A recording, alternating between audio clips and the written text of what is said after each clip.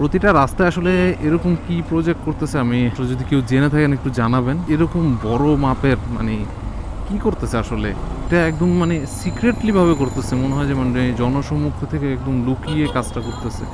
কি করতেছে আসলে তারাই ভালো বলতে পারবে।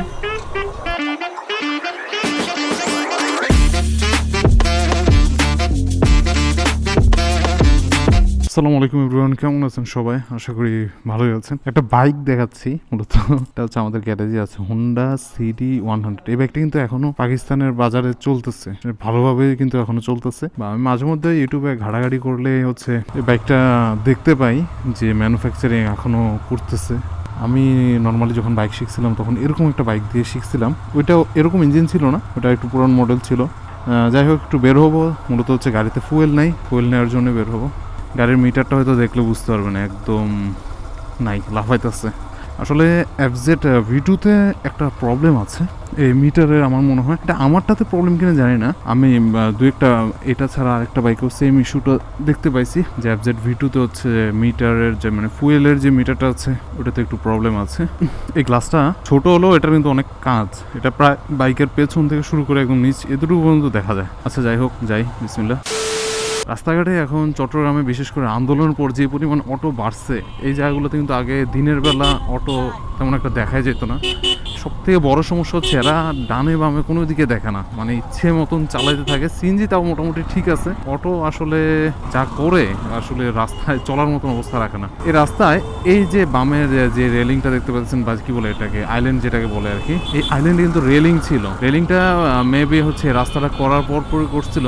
রেলিং করার প্রায় 1 বছরের পর কিন্তু এই রেলিংটা ভেঙে ফেলার কারণ কি, এখান দিয়ে হচ্ছে যে এক্সপ্রেসওয়েটা বানায়, সরি এলিভেটেড এক্সপ্রেসওয়ে, যেটা ওই এলিভেটেড এক্সপ্রেসওয়ের জন্য হচ্ছে এখানে র্যাম্প দেওয়ার কথা ছিল। বিশেষ করে হচ্ছে 5 আগস্টের পর কিন্তু এই র্যাম্পের কাজ টোটালি বন্ধ করে দেওয়া হয়।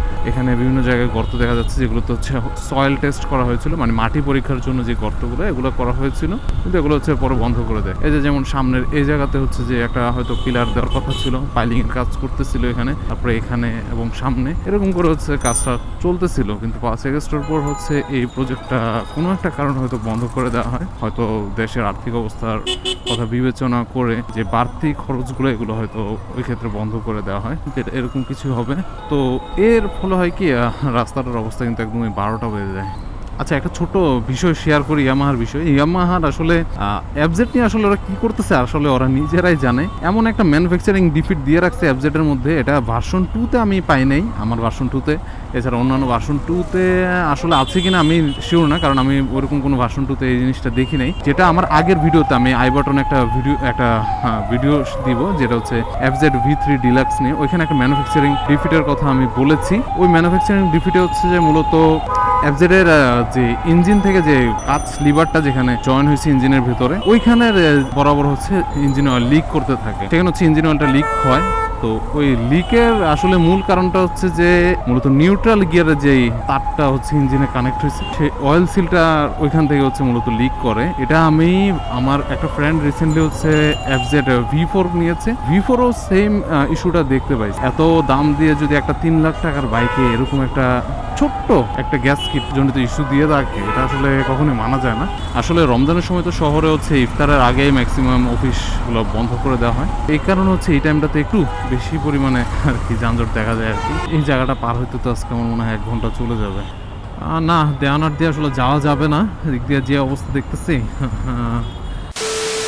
আচ্ছা, দেশের আসলে দরিদ্রের পরিমাণটা আসলে কি পরিমাণ বেশি একটু দেখেন, যে একদম মানুষ সিরিয়ালে হচ্ছে রাস্তার পাশে বসে আছে, কিছু বলার নেই। আসলে আমরা এখনো অনেকটাই পিছিয়ে আছি, আমাদের বাংলাদেশ এখনো কিন্তু ওইরকম উন্নয়নশীলের আমার মনে হয় না পৌঁছাইতে পারছে। একটা দেশের জনগণের উন্নতি মানে হচ্ছে দেশের উন্নতি। তো আগে বিগত সরকারের আমলে যেটা বোঝানো হতো যে জনগণ মারা খাক, সমস্যা নেই, দেশের রাস্তাঘাট ঠিক থাকলে হচ্ছে যে সব ঠিক, ওই নীতি থেকে আসলে আমাদের একটু বেরিয়ে আসা উচিত। বেরিয়ে এসে হচ্ছে দেশের রাস্তাঘাট বা সবকিছু উন্নয়নের আগে দেশের জনগণকে নিয়ে হচ্ছে একটু চিন্তা ভাবনা করা উচিত। কারণ এখন বর্তমানে বিভিন্ন রাজনৈতিক দলের মধ্যে কিছু কিছু দল এমনভাবে হচ্ছে দেশের চাঁদাবাজি করতেছে, যেটা মনে হয় না যে বিগত সরকারের আমলেও করা হয়েছে এরকম ভাবে ওপেনলি চাঁদাবাজি। আচ্ছা যাই হোক, অনেক জ্যামজট পার হয়ে হচ্ছে অবশেষে অলমোস্ট চলে আসছি। যে পরিমাণ জ্যামজট হচ্ছে রাস্তায় আছে ভাই, বলার বাহিরে। প্রায় ঘন্টাখানেক লেগে গেছে আমার ওই রাস্তায় আসতে।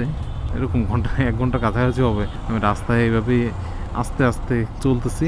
আসলে ভুল সময়ে বেরিয়ে গেছি। কি অবস্থা, এক গাড়িতে যদি এতজন ওঠে কেমনি কি, গাড়ির সিটের বাইরেই তো 4 জন ঝুলতেছে। এই হচ্ছে পাবলিক ট্রান্সপোর্টের অবস্থা। যে পাম্পে লাইন ধরাটা কখনই যাবে না, আসলে মানুষ লাইন ধরে এখানে তেল নেয়। কি এমন বিশেষত্ব আছে জানি না, তবে এমনি শোনা কথা যে এখানে তেল নাকি ভালো। বেশি নিব না, আজকে 510 টাকার নিব। 510 টাকা নিলে হয় কি 4 লিটারের মতন আনুমানিক আসে। 4 লিটার থেকে একটু বেশি হয়তো আসে। 4 লিটারে একদম মানে 3টা দাগ বাদে সবগুলোই উঠে গেছে। মিটারের যে একটা সমস্যা আছে মানে ফুয়েল মিটারে, এটা তো হয়তো বুঝতে পারছেন আশা করি। এখন কি এখান দিয়ে যাব নাকি চকবাজার দিয়ে ঘুরে যাবো? চকবাজার দিয়ে ঘুরে যাই ভাই, এদিক দিয়ে যাইলে আর যাওয়া হবে না। এটা হচ্ছে মূলত মহসিন কলেজ এবং চিটাং কলেজের রোড। মহসিন কলেজ আর চিটাং কলেজ তো হচ্ছে দুইটাই পাশাপাশি। মাঝে মধ্যে আগে ঝামেলা লাগতো, রিসেন্টলি একবার ঝামেলা লাগছিল। যাই হোক, অনেক পুরানো কলেজ, নাম করা কলেজ। চিটাং কলেজের হচ্ছে এই প্যারেড মাঠটা একটু বেশি পপুলার। এখানে নর্মালি হচ্ছে ম্যাক্সিমাম পোলাবেন এসে আড্ডা দেয়, ওই কারণে হচ্ছে একটু পপুলার। নর্মালি আর কোনো দ্বিতীয় কোনো রিজন নেই আসলে। এখানে জানি না কি পরিমাণ জ্যাম থাকবে, তবে বামে দিয়ে যদি আমি একটু মোড়টা ক্রস করে ঢুকে যেতে পারি আশা করি কোনো সমস্যা হবে না। বামে দিয়ে যেতে পারলে হবে। বামে দিয়ে হচ্ছে মূলত চিটাং মেডিকেলের পিছনের যে রাস্তাটা, ওইটা যাক, বামের রাস্তাটা খালি আছে। এটা হচ্ছে হোস্টেল, চিটাং মেডিকেলের হোস্টেল যেটাকে বলে আর কি। যাই হোক, এই জায়গাটা কেউ চিনতে পারছেন কিনা জানি না। চট্টগ্রামে যখন আন্দোলন হইতেছিল জুলাইয়ের সময়, তখন কিন্তু এখানে এমন একটা পরিস্থিতি হয়েছিল যে এই পাশে হচ্ছে যে ছাত্রলীগ ছিল, পিছনেও ছাত্রলীগ ছিল, এই মাঝখানে হচ্ছে ছাত্ররা আটকে পড়েছিল। মূলত তারা হচ্ছে ওয়াসার মোড়ে হচ্ছে আন্দোলনটা করতেছিল, এমন টাইমে ধাওয়া দেয়। তো তারা ধাওয়া খেয়ে হচ্ছে পরে ছাত্ররা হচ্ছে এই জায়গাটাতে আশ্রয় নেয়। তখন ওই মুহূর্তে হচ্ছে সেনাবাহিনীর, যেহেতু এখানে একটা কনস্ট্রাকশন ইউনিট আছে, সেনাবাহিনীর লোকেরা হচ্ছে তাদেরকে ওই সাপোর্টটা দেয় বা সেফটিটা দেয়। তো যাই হোক, অনেকটা দূর চলে আসছি। এখন হচ্ছে লালখান বাজার দিয়ে আসি। এই যে এলিভেটেড এক্সপ্রেসওয়ে যেটা আছে, এটা হচ্ছে মূলত যাওয়ার ক্ষেত্রে। নামার জন্য এখন হচ্ছে যে একটা রাস্তা তো র্যাম্প আগে থেকে দেওয়া আছে সামনে।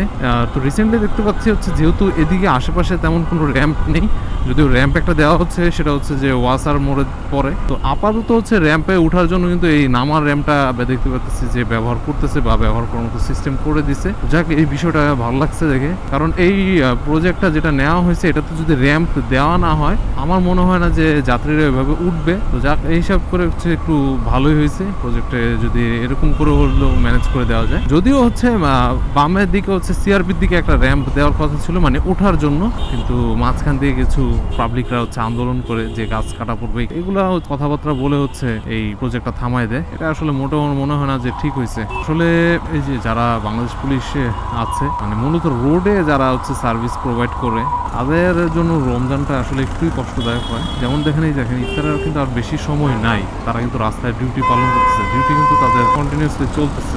এইসব সার্ভিস লেন কিন্তু আসলে 24 ঘন্টায় চলতেই থাকে, তাদের ডিউটি কিন্তু থামার কোনো সুযোগ নাই। তো যাই হোক, এই আর কি অবস্থা চট্টগ্রামের বর্তমানে, যে এই যানজটের মধ্যে চলতেছে জীবন। তো সবাই ভালো থাকবেন, সুস্থ থাকবেন, আল্লাহ হাফেজ।